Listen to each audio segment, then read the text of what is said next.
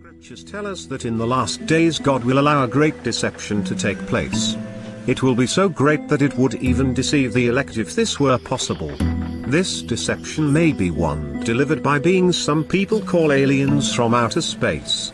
It is no coincidence that there is common pagan theological agreement among those in the occult, those in the New Age movement, and those that believe that we are being visited by aliens from outer space.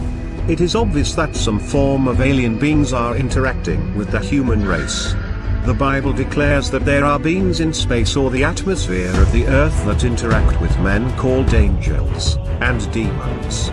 The message supposedly said by those posing as alien beings that claim to come from another world or dimension is always contrary to the teachings of Christianity. The basic message is humans are their offspring and that human beings will evolve into a higher state, like them, and their role is to help us evolve into this advanced state. This supports the theory that these beings are really fallen angels. Their real motive is to deceive mankind. In addition, they may also be trying to genetically alter the human species so Jesus cannot legally come as a son of Adam and be mankind's kinsman redeemer. They apparently did it before the flood. Angels once posed as gods from outer space. They are recorded in Genesis. The Bible in the book of Genesis records that genetic altering of man by angels has happened in the past. The scriptures indicate that before the time of Noah some angels left their first estate, came to earth and took the daughters of men as their wives. Their offspring were a hybrid race called the Nephilim. These offspring were the mighty men of renown who were giants being half human and half angel, Hercules etc. This event is the source of ancient literature about gods being on the earth that most people today claim are myths. The Book of Enoch is not in the canon of Scripture, although parts of it are directly quoted in Scripture.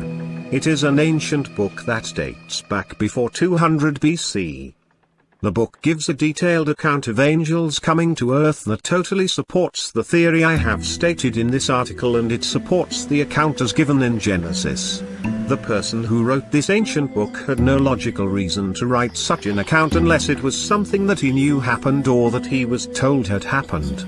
The great historian Josephus gives a similar account about angels taking women and producing offspring as do other ancient writings. The truth about what happened in the Book of Enoch may be partly corrupted today, but that does not nullify any truth contained in it. Parts of the Book of Enoch pertaining to this event were quoted almost verbatim in the New Testament by Jude. It is also clear that pagan history contains accounts of gods coming to earth and becoming entrapped in fleshly bodies. Even today some modern pagan cults have a theology that includes gods that became entrapped in flesh, for example those who believe the readings of Edgar Cayce. It is likely that the satanic reason for this genetic altering by the fallen angels was to legally prevent the Messiah from coming from the lineage of Adam to be kinsman redeemer of the human race. If no genetically pure man could be found to redeem man from his sinful state, Satan and the angels would retain administrative control over the fallen earth indefinitely. Scripture indicates that God destroyed all air-breathing flesh except those on the ark because of its total corruption. Noah and his children and the animals brought to the ark were most likely still genetically pure and had not yet been corrupted by the genetic altering by the fallen angels.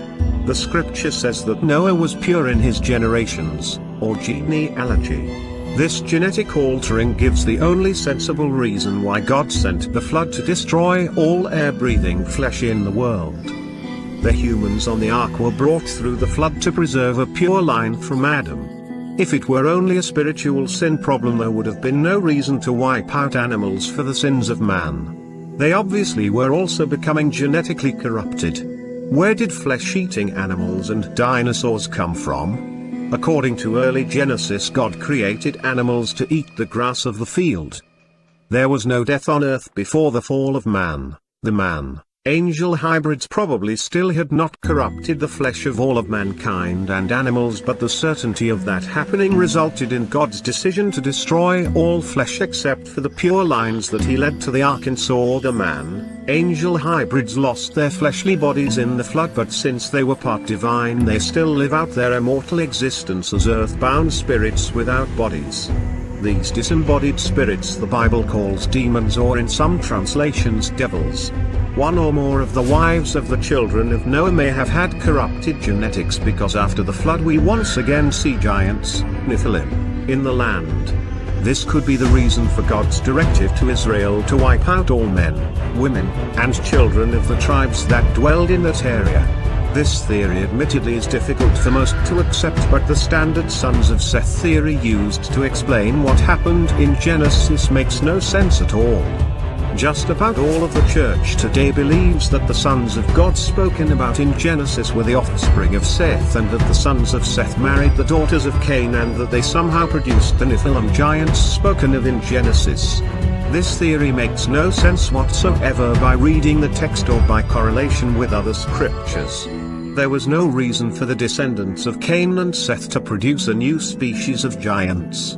No one can assume that all the offspring of Cain were not saved and all the sons of Seth were saved sons of God, so that Genesis would identify all the daughters of Cain as daughters of men, while the book would identify all the male offspring of Seth as sons of God. In reality, the term sons of Elohim in this passage are the same words that are used to identify angels in many places in Scripture.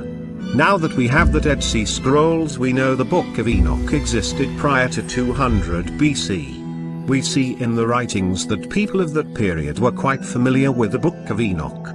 One passage from the Lord's brother, Jude, directly quotes a statement that is in the Book of Enoch. Thus, the Book of Enoch was either quoted from directly by the early fathers, or they got the exact same words by direct revelation from God. In either case, what was said conflicts with the Sons of Seth theory. The main support for the Sons of Seth theory comes from the passage in Matthew that says angels in heaven do not marry, for in the resurrection they neither marry, nor are given in marriage, but are as the angels of God in heaven. There is no conflict in this passage to stop one from believing the actual account as described in Genesis, Enoch, and Josephus. The angels of God in heaven do not marry.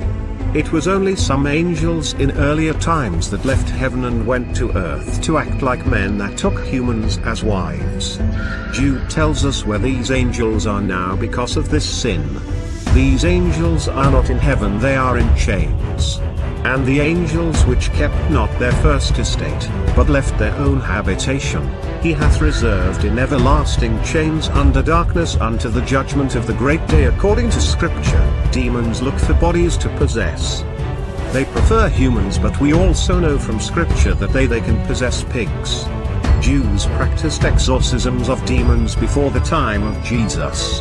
According to the Gospels, Jesus delivered many people from demons. The Bible identifies them as disembodied spirits. The belief in reincarnation originates from demon spirits leaving one life form to occupy another. These disembodied spirits have roamed the earth and have possessed people since the Great Flood. Many New Age channelers, psychics, remote viewers, mediums, etc., are possessed by or get their messages from these demon beings. Jesus said it would be like it was in the days of Noah just before he returns. The doctrine they accepted then is what many are accepting today. It is called in Scripture the doctrine of demons. It is possible that in these last days the fallen angels will again genetically alter man to create a hybrid race, and that somehow ties in with the 666 mark of initiation. The stories about people being abducted for genetic experiments may to some extent be true. It is possible that human-alien hybrids will be revealed to us soon, as an evolutionary bridge between us and them. There are no cases of true Christians being abducted against their will that I am aware of. This says much about their source. Most of the people claiming these encounters tend to have a form of pagan theology, or they dabble in the occult. It seems that Satan and his angels before the flood wanted to corrupt the human race so that the promised Redeemer coming as a son of Adam could not legally happen. Jesus, however, did come as a son of Adam, and he died for the sins of all mankind and arose to a new creation. Those saved into this new creation are born of the Spirit that they received when they trusted in the Creator's finished work of redemption on the cross. Satan's prior attempts failed, but he may one more time try to corrupt the human race genetically so that all those deceived will not qualify as Adamic beings and the redeeming work of the kinsman Redeemer, Jesus. The great deception may just persuade people to choose to live in an evolved form of their corrupted flesh and to continue to dwell in the corrupted old creation with Satan as God rather than to be spiritually born into God's new creation by faith in Jesus. For whosoever would save his life shall lose it, and whosoever shall lose his life for my sake and the gospel's shall save it. The mark of the beast in their book of Revelation could be the key. Anyone who takes this mark can no longer be saved according to Scripture. This mark may include an implanted biochip and or a genetic altering that in some way changes the human genetic code from being made in the image of God into being transformed to an image of Satan. Thus, they are forever disqualified for salvation through the kinsman Redeemer that God chose to save the human race. At the cross the Creator died to his old creation and he created a new one. At the resurrection Jesus started a new creation. The Son of God who created all things died to our present universe on the cross, and the corrupted old universe is now doomed without him. Jesus arose to a new creation, and the only way into this new parallel universe is through himself. He will first redeem all things given to him by the Father out of his old creation, and then all that remains will be cast into the lake of fire. This redemption process is the reason for the delay in his second coming. This new universe is like Jesus created the universe before the rebellion of Satan and his angels. The new creation will totally replace the old, and it will go into eternity after all of God's enemies are defeated.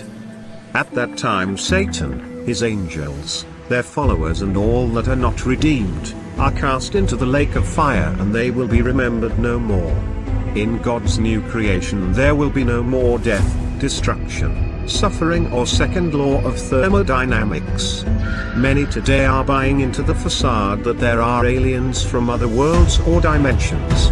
The facade the world is being indoctrinated with by books, movies, and New Age, New Spirituality teaching is that these are superior beings and that they come from a more highly evolved civilization to help us realize that all are all one and all are part of God. These beings really are fallen angels and demons who will bring a great deception to all on the earth who reject God's truth. The huge amount of indoctrination preparing us to accept these alien beings from outer space should tell the astute that we must be very near the time of that great deception. God said this deception would come upon the whole earth to try those who do not love the truth. Jesus is Lord, but choose to believe the lie. We all can become like God.